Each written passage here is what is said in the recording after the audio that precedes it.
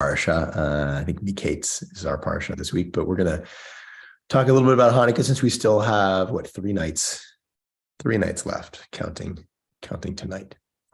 So this is a bait and switch? Sure.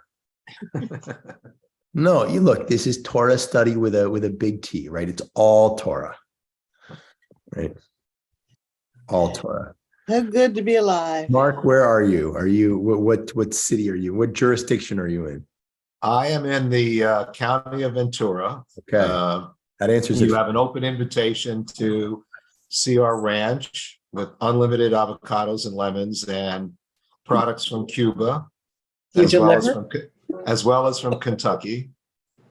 And anytime. I was looking over my shoulder because there's a humidor behind me, I think, too. So you would appreciate that. All right, but on to hi, Karen. Hello there. To other things, Hanukkah. So hopefully Hanukkah's off to a great start. Lynn Hi, Lynn. Hi, how are you? I'm great. Oh, nice to see you. I'm great. And Cindy, you're looking well. It's good to see you. You're joining us from Jerusalem, I see. Yeah.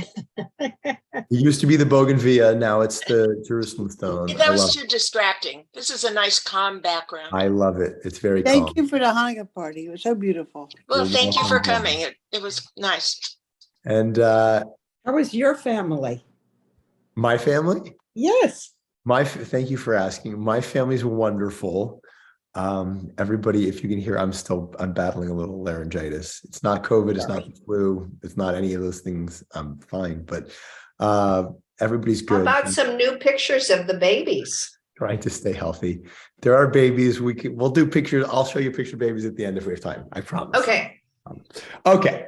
On to Hanukkah. So some of this is going to be practical Hanukkah like information as to how exactly we're meant to do certain pieces of Hanukkah. It would have been good maybe to do this before we already lit the candles for 4 or 5 nights, but that's okay. Everybody gets a pass if you learned today that you were doing something not quite totally perfect. If that was okay. Let me just grab this position for me. So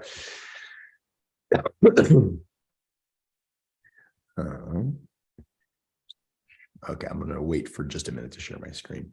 So Feel better, Beau. right, thank you. Right. So I think, Sukkot usually has with my kids, right? If you asked, despite them going to a wonderful Jewish day school, our eldest is at Brown West, our middle is at the nursery school there. If you asked either of my kids, what is Hanukkah? What's Hanukkah about? I'm proud to say they probably would not say that it's about presents. But they would tell you that it's about oil, right? That it's about this magic oil that the Maccabees lit, when they rededicated the temple, and there was just this teeny tiny little bit of oil that was only meant to last for 1 night, but they lit it and it was a miracle and it lasted for 8 nights. Right. I'm sure that's a story that all of us, know well. And I venture, hopefully, I'm not bursting anybody's bubbles here. I sometimes say that's about as real as Santa Claus, right? Yeah. Look, whether or not there was some oil that lasted for 8 days, I obviously don't know, but I'm very confident in saying, one, that's not the real story of Hanukkah, and certainly not what I would say is the miracle of Hanukkah. Right, the real story of Hanukkah, as many of us may know, is far less pediatric and far less kind of fairy tale. The real story of Hanukkah is, in essence, about a guerrilla war of religious zealots, Maccabees, fighting in large part other assimilated Jews and the Greeks, the Hellenists, and going town to town and basically, killing anybody that stood in their way until they were able to rededicate the temple. And it's, if you read, we'll get to this in a minute, but if you read the text of the book of Maccabees and you read the story, it's gruesome in a way, right? It's not this beautiful, oil and latkes and jelly donuts, and it's not it's not PG-13, as a friend of mine would say, right? It's not a story for kids. It is definitely not a story for kids. And the reason that it's 8 days, most likely, right, as many of us may have heard, has nothing to do with the magic oil lasting for 8 days. It has to do with the fact that this is roughly 8, 10, 12 weeks after Sukkot, and they were now back in the temple, and it was a late. Some people say it was the second Sukkot. I don't think it was a second Sukkot. I think it was a late Sukkot.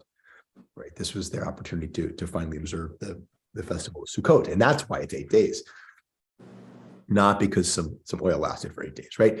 Which I think begs the question, so where does this whole oil thing come from, right? How does this become the story that is so well known and that in essence supplants this story of religious zealotry and of this against the odds military victory? We'll get to that. We'll get to where that came from in just a second. But here's a question. This is not rhetorical. This is like an actual question. I'll open the chat on my side. So if you want to put it in the chat, put it in the chat. If you want to raise a hand, real hand, virtual hand, whatever's working for you.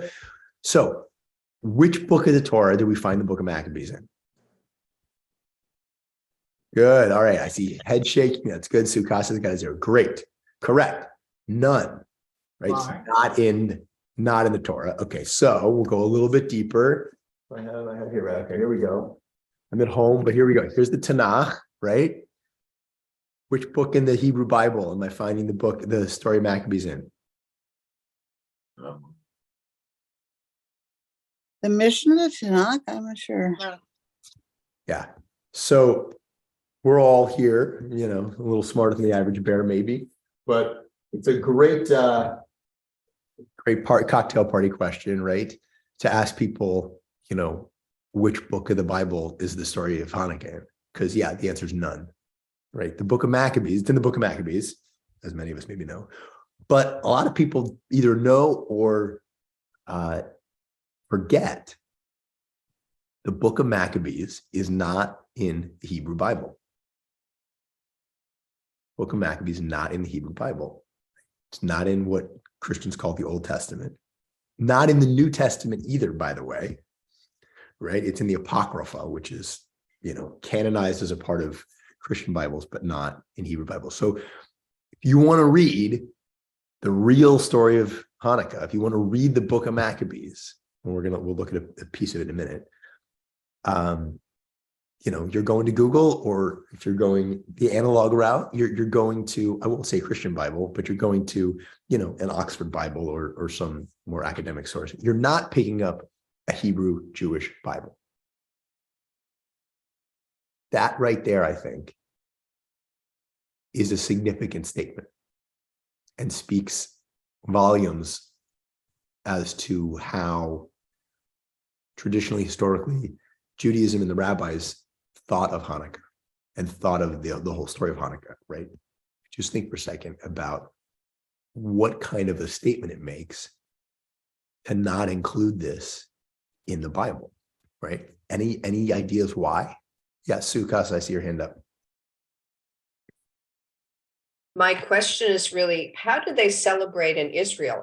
My feeling is that Hanukkah is becoming a big thing in the States because of Christmas, because we are a majority Christian country. But what goes on in Israel? Absolutely. Great question. Yes, Hanukkah looks, I think, markedly different in the US than anywhere else, much less Israel, right? Yes, Hanukkah here gets Commercialization. commercialized, gets positioned as the Jewish, equivalent to Christmas, particularly in years like this when they line up reasonably well. I think it's a little bit less the case. What was it, like 4 or 5 years ago when Hanukkah fell like over Thanksgiving, right? Then I think it's Last year. Is that last year again too? Shows you how much of attention I was It was paying. a Sunday of Thanksgiving. Right. So just a second, Mark, I see your hand. So, right, Hanukkah is and we'll get more into this in a minute, Yeah, it is a minor holiday. Mhm. And treated as such in Israel. It is certainly celebrated in Israel, absolutely. And we're gonna get into Hanukkot and how to light them and where to put them and how that plays out, in some communities in Israel in a few minutes. Days ago. But it certainly happens, people are passing out, at least in my experience, sufganiyot on the street, but that's it. It's not presents for 8 nights. It's not, what is it, mensch on the bench, whatever the thing is, not right. I mean, it's not. I will save my whole opinion. Yeah, I was going to get into a whole thing about Hanukkah bushes, but I'm not going to do that. All I will say is that if it walks like a duck and talks like a duck. Okay.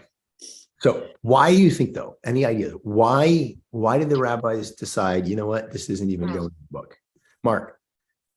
So I wasn't aware of what was disclosed a few minutes ago in terms of where you find the original materials, but just as what you described, it's a very delicate thing, as much today as yesterday, in terms of a civil war. It's a very, very delicate thing about celebrating a schism, and whether it's in our country or whether it's in Israel, it's very, very politically sensitive things. So I can see how it got transmuted from what you described the historical antecedents are to some sort of magical, pan spiritual happy days kind of thing. Absolutely right. So absolutely right. Highlighting the story of Civil War could absolutely be problematic. Furthermore, right, I would say the other aspect of it, not so much the Civil War aspect of it, but of the, for lack of a better phrase, the conquered or the occupied rising up against the powerful Greeks in this case, right? Probably not a story that our ancestors wanted to highlight at a time when they were living under Roman rule and others, right? To say, hey, look, this is what we do when we're under someone else's authority, right? Probably also not good PR. I may not get the order that I saw hands, but I saw Bruce and then Penny. Hello, you hear me? Yeah, hey, Bruce. Okay, a couple of reasons, I think. First of all, Jews were killing Jews, which is not a good thing. Yep.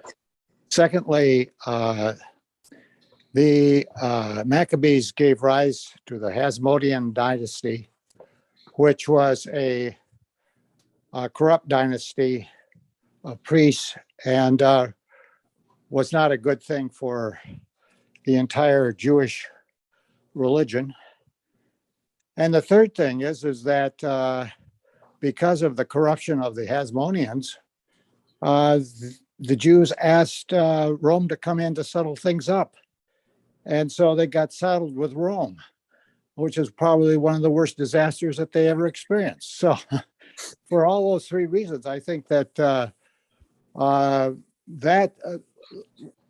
makes them not want to celebrate it. The last one, I think, is that the people who were being killed by the Maccabees were progressive, more liberal Jews, which really gave rise to the Pharisees and thus to modern Judaism. And I think that to have celebrating a group of reactionaries is not a particularly good thing. Absolutely. Panina, I see your reaction. I'll give you a minute, and then Merle. And Merle, I see your comment in the chat too. I have my hand up, Rabbi. Yeah, I see you too, Donna. Oh, thank you. Go ahead, Panina. Okay, I'm totally in shock when for the last explanation with all this corruption and thing. I was I grew up in Israel, and then I studied in Cleveland under the Bureau of Jewish Education in a college. And I was witnessing Hanukkah in Israel till I left when I was 20. And I never, ever heard this explanation about the inviting the Romans and all this other stuff. The main thing was that the whole idea was the few against the many. Yeah. That was the whole idea of Hanukkah. That because of the idea that they wanted that freedom of religion and maintain their Judaism, the Greeks weren't allowing it because they found out that the Jews gained strength from the Bible, from the sentence that says, "Ukratem dror ba'aretz lechol yoshvea," and thou shalt declare freedom in the earth and all its inhabitants. In other words, all over the world. So the whole idea of the winning at the time was not because of the corruption of the Hashmonaim. Let's concentrate on the moment. Whatever happened after that, that's the interpretation of whatever it is people want to interpret it as. But yes, they succeeded to win against the Greeks because Rome started to grow up in that time and they conquered everybody else. So it weakened the Greeks, and that's why the Hashmonaim had a better chance of winning over them. And regarding the menorah and the oil, the menorah was in the temple for people to light every day, to count the days of the week. That's why they had 7 branches on it, and not like every whatever, and 8 for the shamash. It's not, or 9 for the shamash, whatever you want to call it, but it was lit every day. And the fact that the oil lasted for whatever it is that it lasted, it's because that's how long it needed for the days of the week to be lit, and it succeeded. The idea that the oil was pure and lasted longer, it's well explained, not as a magic thing that happened. It's possible because I invited a rabbi to my school when I was teaching, and he brought with him pure oil and then non-pure oil, and it lasted longer. The oil that was hidden had time to get settled, to purify. It sinks, the bottom of it's all the stuff that's what you call, that you don't use when you put it in a salad. And the top of it was purified, and it lasted longer than any other oil. And we did an experiment, and it does happen. So the fact that it was left behind while they destroy everything else, that was the miracle. That's the fact that something was found there that was still kept as, I would say, evidence to the ownership of that particular building. Destroying it and putting non-purified things on it, it's to declare that the religion is not worthy. It's like winning of the gods, of the pagan gods. And the fact that they were able to use their own utensils and return to their religion observations, and it was a few against the many, that's the real victory. And the reason that people all over the world, other religions and other governments are putting menorahs, it's because it's a declaration of freedom. It's not a commercial thing to go buy gifts. That's why in every country that allows Jews to practice the thing, they put a menorah now in the White House. Why is that? Because it's a symbol of freedom, of people that are able to do whatever it is that they need to do when they are called to the occasion, or whenever. Okay, I see you. Okay, so this, and I, like I said, I never heard of this explanation. And the fact that it wasn't included in the Torah is because it wasn't found. It was hidden in the Dead Sea Scrolls, and it was found then. And that happened in 1956, 57, 56. And the book is mostly strategies of how they succeeded in doing this. It was actually more like a partisan war. They had to go to the hills because the Greeks had elephants, And one of the Hashmonaim's son, the younger one, was actually stepped over and killed by an elephant. So how can you compare when people come to you? It's like today you're sending tanks to people who never, against people who never had tanks. It's the same thing. So Look, it was a very vicious war. The only reason, I mean, okay. The fact that there was brotherly dispute over there, that's not the only country that it happens. This is something that you can find in every war. Even like you said before, in the Civil War in the United States, some people were with the South, some people were with the North. It's something that will happen in every war, everywhere.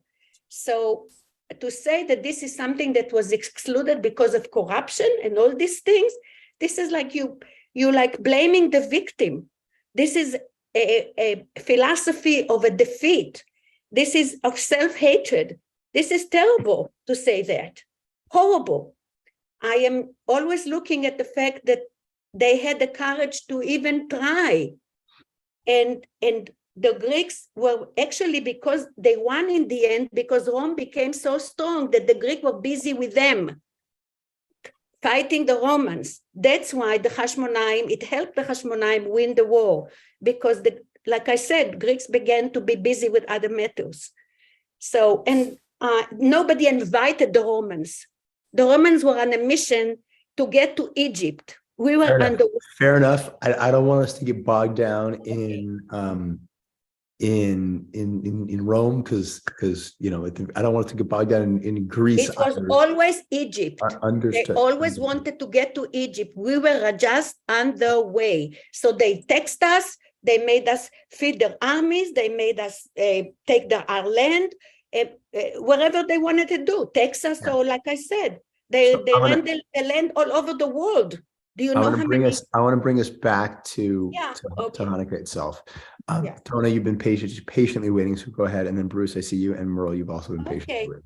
I just wanted to comment on what Rabbi said. The lady said the other day, it was so special, just yesterday, about the oil, and that we're Jews and we are the oil. It was cooking, and I took a photograph of this, correlates to what she was commenting about. A little bit of oil went off my stove, landed on the floor in the shape of a heart. I would have fell over, and I have a photograph of it.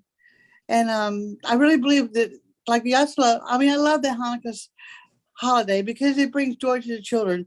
It's not Santa Claus. We got our Hamanor, we got our dreidel, we got Adam Sandler. I mean, it's a joyful occasion of courage and faith, and the little group against the big group that we won, and we fought and we won. Well, you know, it's interesting to note this idea, right, of the few, and Panina, you brought this up too, right, of the few over the many,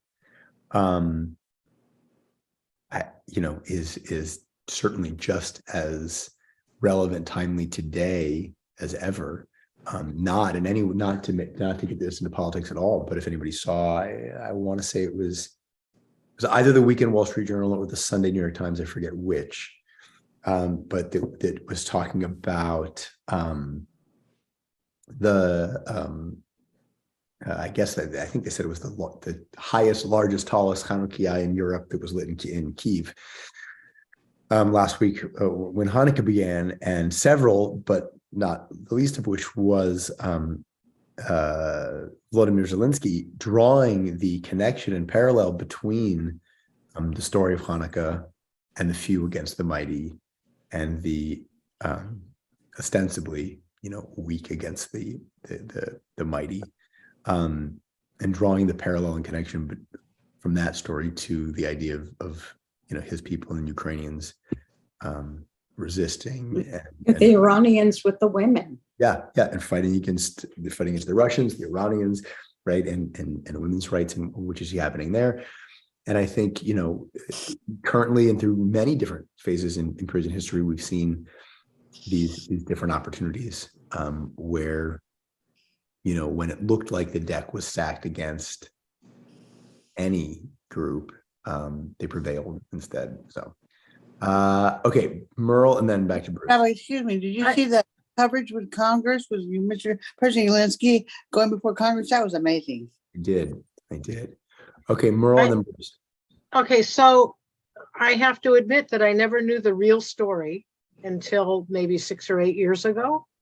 And now that I see my grandchildren learning the real story in Sunday school and through all of, family and friends talking about the real story, I think they can relate to it more than a storybook story. And they're getting it, especially with what's going on in the world these days, where they see it. They have current events in school. They have current events in Sunday school.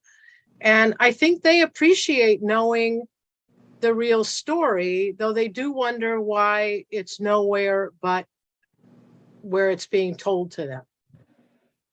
Like it's not written anywhere. There are no books. So I 100% agree that maybe not with when you really read the text, the bloody guerrilla warfare, but I think kids are absolutely capable of understanding the story about, fighting for religious freedom and the few against the many. And I think it does no one a service to assume that children, aren't sophisticated enough to handle that. And moreover, the fact, again, I think this has changed in recent years, but more for the fact that, fine, that's one thing for kids, but we're not kids. And, for certainly several generations, we've continued to, even as grown-ups, wonder why Hanukkah doesn't mean so much to us, because it's about some oil, because that is a kid's story. And I think that we don't do anyone a service as a people to treat grown-ups like kids and not explore and talk about sort of the some of the real themes and real underpinnings here. We're going to get into where the story is discussed in a second, but Bruce has been there. I want to give Bruce a second, and then Ben, I see you too. Go ahead, Bruce.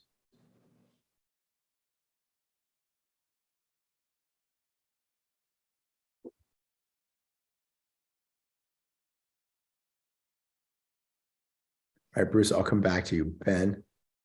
Thank you, Rabbi. And I want to thank everybody for their comments. And I think I'm really reiterating it, but just from my perspective, the magical story certainly is the one that I grew up and learned and still think about, because I guess we all like a little bit of magic in our lives. So that one is top of mind. But I think today, and others have said the same thing, that the story of perseverance, strength, tenacity, and I even think President Biden this week, when he talked about Hanukkah, he spoke in those terms. And Zelensky was in town and different things happening, but that is a great story as well. And I'm so happy, as others have said, that is becoming more of the more common or the more told story of Hanukkah, even though I like the magic as well. No, it's true. Look, I think your point, obviously we like the magic, and I think that story in some ways, not necessarily that it has more staying power, but it's so much deeper and richer and has so much more to offer than, some magic. That, in a way, Hanukkah being sort of marginalized as this minor observance, which it is, I think is almost in a way part and parcel with the story of this miracle, because it's a big deal, right? But if it really is a celebration of Jewish survival and Jewish triumph, that's something much more, in my opinion, significant to celebrate. Okay, Bruce. I was just going to, if I could just add that, just in terms of the human experience and how we all have to have toughness to get by, whether it's every day or some days or absolutely whatever. And, we find strength in hearing of others' toughness, and it helps bring us, I think, to a higher place or a more sustaining place. A lot of people don't even know the meaning of the word Maccabee. Right. It's the initials of the word Mi Kamocha Ba'elim Adonai, who is like unto thee, O God Almighty. So it's a freedom of nationality and freedom of religion. Bruce, I'm going to let you get a quick word, and then I want to push this so we actually get to a little bit of text here.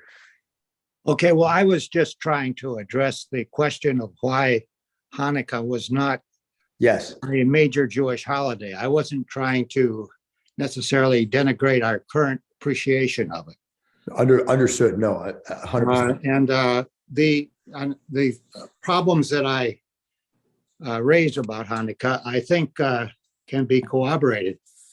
About the Book of Maccabees, the Book of Maccabees has been well known in the Apocrypha for many years prior to the discovery of the Dead Sea Scrolls. Yes. Absolutely. Absolutely. Canonized long before that. So we're going to go, and I think, Merle, I'm not sure if it was a question in the chat. Was your question in the chat? Is it in the Talmud? I thought somewhere I read or heard that it was somewhere in the Talmud. So that's where we're going right now. No, I was just trying to Okay. clarify if there was a question or statement. Yes. So that's exactly where it first is really appeared. So 800 years, call it, after, the historical events take place, the rabbis in the Talmud take up and talk about Hanukkah. But interestingly enough, as is very Talmudic and very common to the rabbis, they don't bring it up because they want to talk about Hanukkah. They bring it up actually because they're talking about Shabbat. And they're talking about the way in which we're meant to light Shabbat candles or Shabbat lights, and what kinds of oil can be used to kindle or light Shabbat lights, and what kind of wick we can use to light Shabbat lights. And it is in that discussion that they reference and mention Hanukkah. So let's go ahead. We're going to look at that text right now. I'm going to share my screen. Just a second. Okay, here we go. Hopefully everybody can see that. Okay, so here we are. This is a Babylonian Talmud, Masechet Tractate Shabbat, 21b. Just in the interest of time, I'm going to read, despite my laryngitis, I'll read so we can move kind of quickly here. So the sages teach that the basic mitzvah of Hanukkah is each day to have a light kindled by a person, the head of the household, for himself and his household. In the Mehedrin, the people who are really meticulous about how we observe this, they light one light for each person in the house. Okay. So like when I was a kid, not because we were such an observant family, but when I was a kid, and a lot of people too, like I had my own Hanukkah that I lit. I think my mother had one. In our house, I'm sure plenty of others do. In our house, we have an endless collection of the nursery school Hanukkah with the hot glue gun and the washers that, I love them and I love our schools. Why they have to make a different one every year, I don't really understand. But right, here's the notion that each person lights their own Hanukkah lights. And the people who are even more meticulous than that adjust the number of lights daily. Right. So this is saying that initially, right, the custom was simply to light a candle each day for Hanukkah, not necessarily for the number of candles or number of lights being lit to correspond to the number of days. But the more observant was that corresponds to the number of days. And then here is a little bit of a machlochet, a bit of a difference of opinion, of which many of us are familiar. And if you read my Shabbat message last week, I think I referenced it, right? That Hillel and Shammai, the two famous sages of the Talmud, disagree as to how we're supposed to make this adjustment in terms of the number of nights. Right? Shammai says that the first night we're supposed to start with a full Hanukkah with 8 candles, take one away every night, which we dismiss as being ridiculous because we know what we do. But if you think about it, it actually makes perfect sense, right? And then Hillel, on the other hand, says no. We ought to increase and add a candle every night, start with 1, end with 8 candles on the last night. We, of course, are the beneficiaries of history. We know that Hillel wins out. And as I mentioned last week, right, the rationale ultimately given is this idea that we want to create and put more light into the world, but not take light away from the world, right? The Talmud continues here and says that there are two sages in the West, in Israel, who disagree with this dispute. Rabbi Yossi and actually 2 different Rav Yossis. One who says that the reason for Shammai's opinion that we ought to take a candle away each night is that the candles ought to correspond to the number of days left in the festival, right? So for example, if we were to have started with 8 candles and tonight only be lighting 3 candles, is that right? 3 candles. No, forgive me, 2 candles. What? Right? Tonight's the 6th night, right? Wait, 3. Tonight's the 6th night of Hanukkah. So we would be lighting 2 candles, theoretically, tonight, if we were following Shammai, right? Which would tell us that there are 2 remaining days in Hanukkah, right? Looking toward the future. And the Could I reason, just say something about that? Please. Taking away, yeah, if I might. please. I would like to say that, not to be maudlin, but when you take away light, in reality, we live less each day. We do not live more. So in a way, if you could see, not to be, as I said, not to be depressing, No. but that's a reality of life.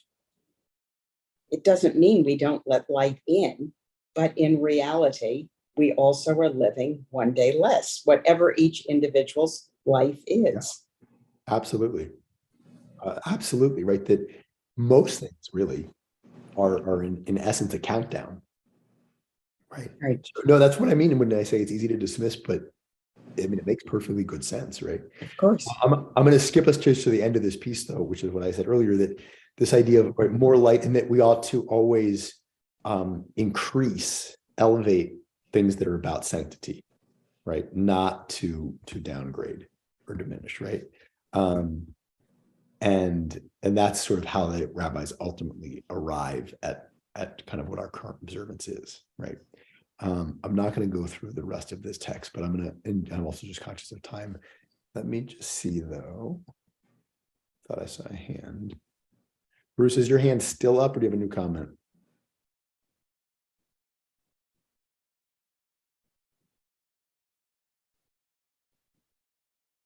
Okay, I'm going to keep going.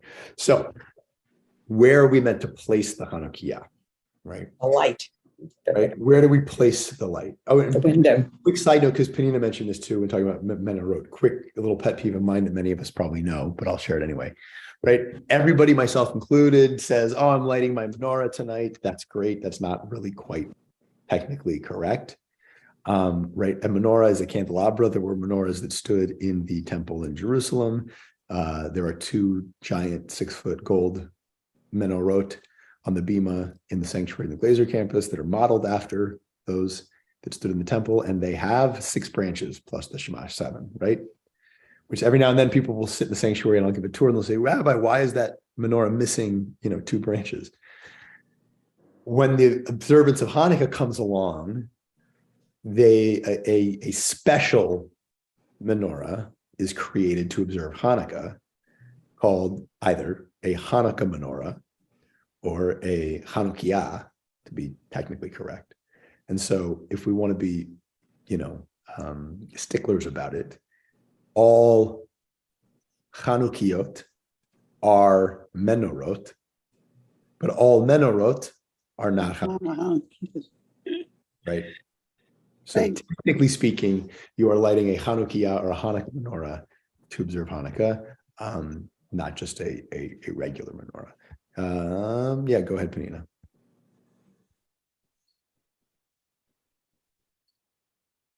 Well, maybe aren't we supposed to do it with a window? So that's where we're going. Was it Sukasa that you just? Let me just explain. The word Hanukkah means 2 things. Hanu bekafhei. They camped on the 25th of Kislev. That's where they reached it to a point where they can get in there without interferences from the Greeks. So it's camped on the 25th. Hanu kafhei stands for 25. That's one explanation. The other one is Hanukkah comes from the word Hanoch. It's what you do when you have a new house. Yeah, you have like a house warming, like you celebrate the beginning of the dwelling in that particular house, and that's what the word Hanukkah means. It means celebration of a new residence. Right, which comes from retaking the temple, rededicating. Yep. Right, rededicating the temple. So I think Sukasa, I couldn't see, but I think I recognized her voice. right? This, so many have heard, right, the custom that many people place their Hanukkah in the window, right? Not on the kitchen counter, but on the window. I'll confess that it's on the kitchen counter in our house, but Me meant to too. meant to go on the window. Kitchen counter. But it's actually not even meant to go out the window. So it is meant to go as this. So I'm gonna go back to this is I don't have it cited here, but this is all still Talmud, right? So they say that it is a commandment to place the Chanukiah at the entrance to one's house on the outside, so that everyone can see it. Mm-hmm.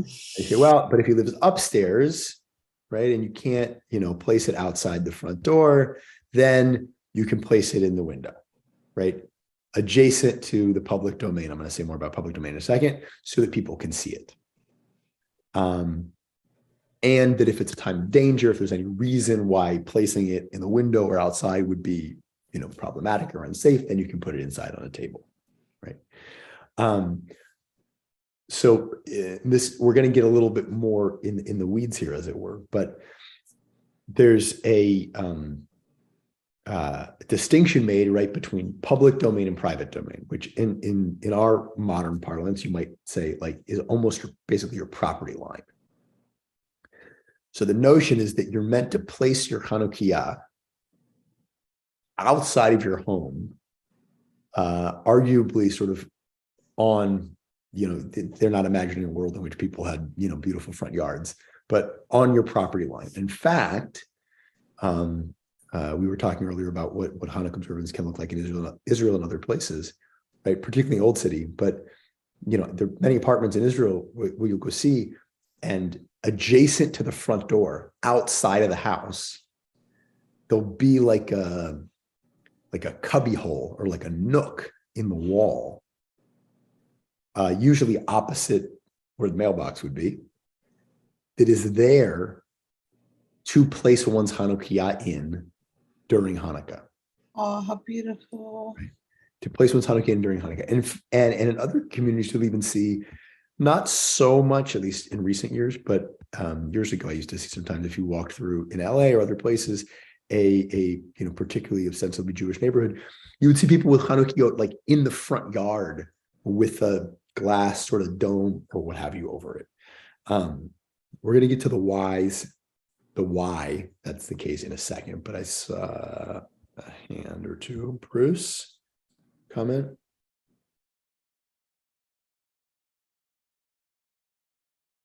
No comment. No comment. No worries. Okay, so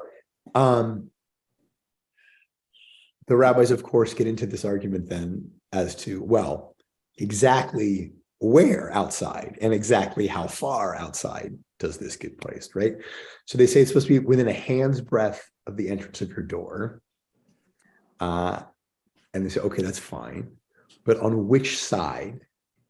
And I'm paraphrasing here, obviously, but the notion, which I think is kind of a beautiful teaching, is that it ought to go on the opposite side of the door as your mezuzah.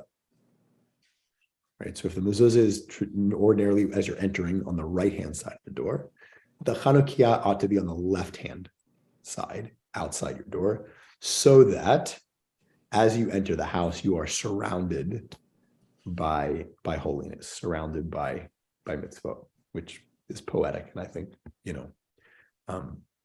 beautiful to note here. Let me just see if okay.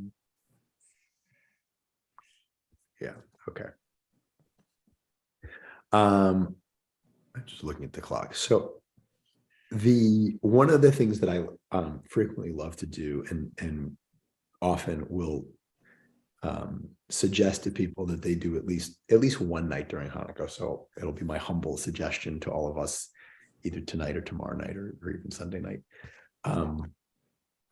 which is that the Chanukiah and the Hanukkah lights come with a prohibition, which is a prohibition against using the light from the Chanukiah for anything. Right? So you can't light your Chanukiah and then, carry it with you down the hallway because the hall's dark to look in the bedroom, or you can't light your Chanukiah and then, sit next to it with the evening paper and read a book, right? you're not meant to use the light of the Hanukkah for anything. You're simply meant to enjoy it.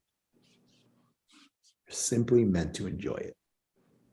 And so one of the things that I, personally like to do, it's harder with little kids, is at least one night though, to just light the Hanukkah and then just sit there and watch the candles burn. They're not Shabbat candles. They don't burn for 3 hours. They burn for 30 minutes, right? And I think, there's something I think all of us probably, watching a fire, a fireplace or flames flickering. There's something I personally find, moving about just sort of sitting in the dark and in the quiet and just enjoying the light of the Hanukkah. Because that's really, and without getting to the end, but we're getting there anyway, right? What's today? Friday. Wednesday was the winter solstice, right? The shortest day of the year, the darkest day of the year. That's not by accident. Like many people's, Hanukkah is our winter solstice holiday. Hanukkah always falls this time of year because Hanukkah is about bringing light into our lives and into the world at a very dark time of year. Which is also the reason I think that the Hanukkah is meant to be placed outside your house, is so that light, emanates out into the world, into the community, which you see if you hear other places during Hanukkah. If you're riding around a Jewish neighborhood and you see Hanukkah in all the windows, you see them, we all like to drive around with Christmas lights, but it's the same, in a way, it's a similar thing. That this light is emanating, out into the world. Okay, Roz, I think I saw a hand up.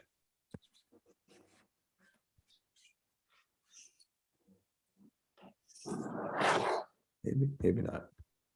I didn't want to speak because I want Ross to speak, but my hand's up. I have a question. Go ahead, Donna. How does Adonai feel if you're like saving nickels and dimes and you didn't get to the store to buy your Hanukkah menorah candles and you use your Shabbat candles and set them on the table in a humble, sacred, prayerful kind of way? Because I wasn't able. Candles are candles. Fine. Candles are candles.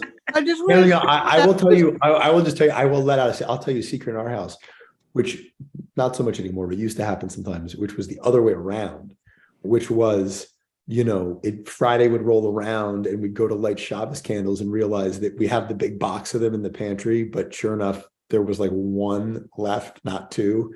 I don't know how we ended up with an odd number, right?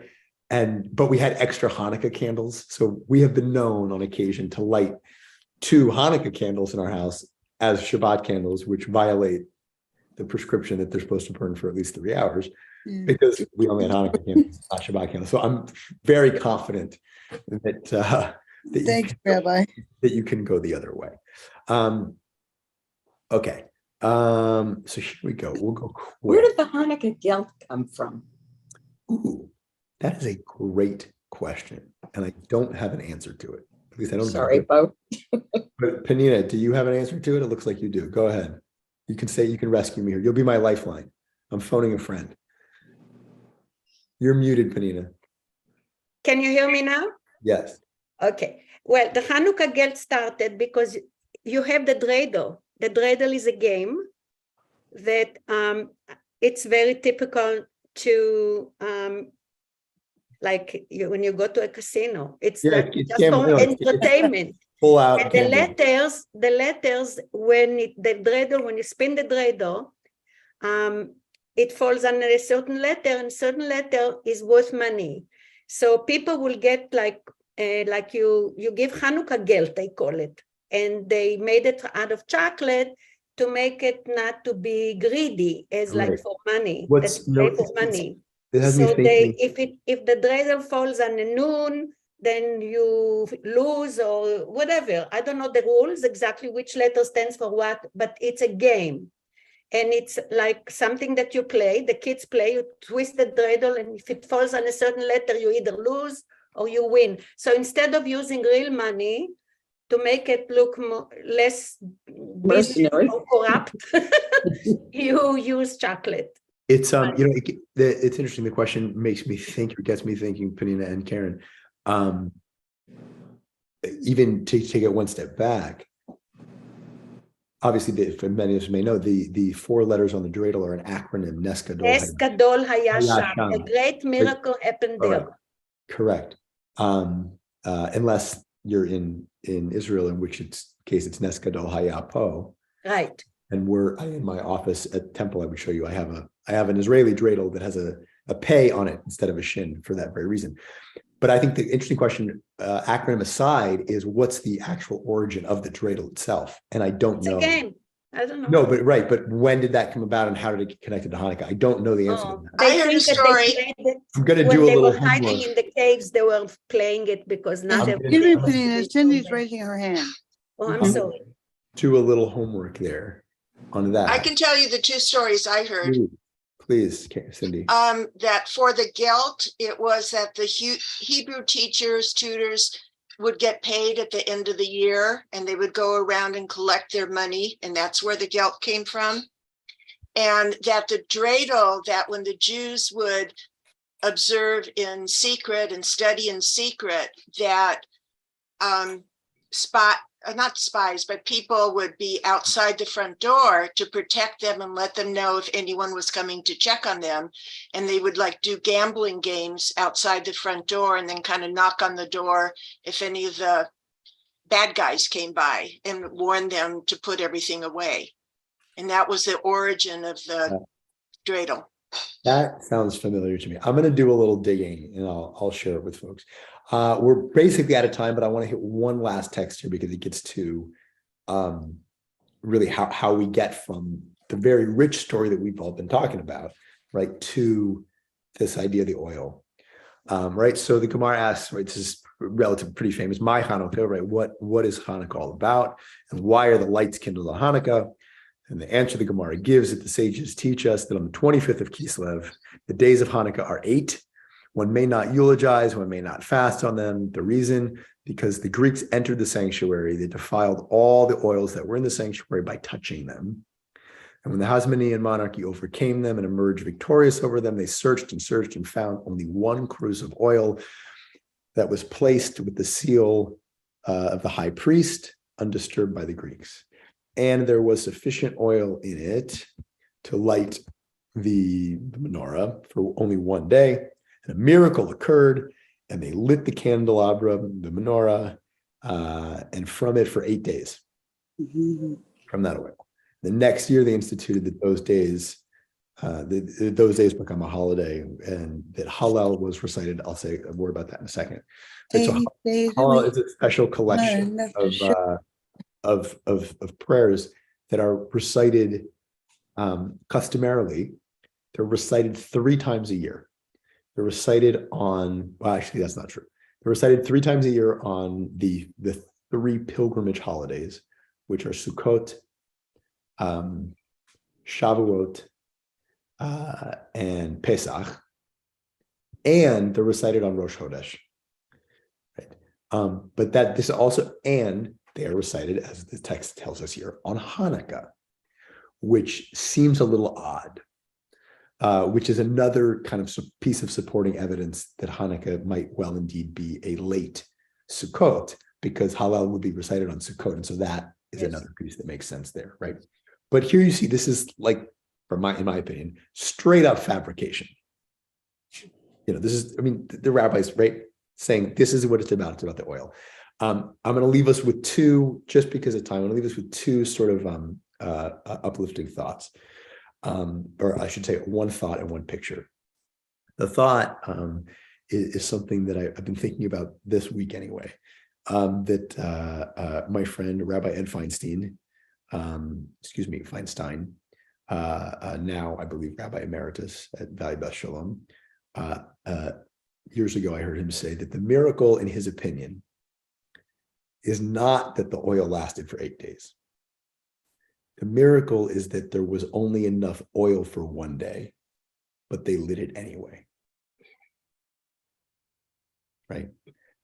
That there was only enough oil to last for 1 day, that it wasn't going to work, but they did it anyway. They tried anyway, even though, it didn't look promising, that they believed, they had hope that it would work And in that same vein of hope and the same vein of bringing light into the darkness and, the importance, we're going to skip this text here, but there's a whole piece about how important it is, despite times of danger, to place the Hanukkah either outside or in the window, right? There's this relatively famous discussion about a camel walking by and it catches on fire and all these things, right?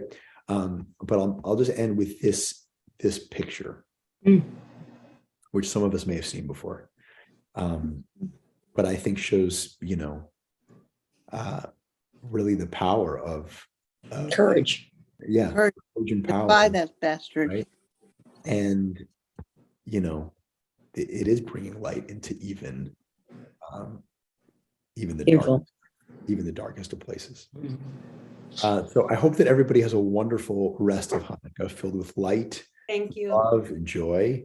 And you feel better. I will. And if you're Thank so you. inclined, absolutely just watch your candles burn, bask in the glow of them, and enjoy every minute of it. And I will see everybody next year. I think I'm on the first Friday of the new year. So please join us. We'll be here next week too, but please join us. And Shabbat Shalom, everyone. Shabbat Shabbat Shabbat Shalom, Thank you. Rabbi. Mark, Thank you. Wonderful.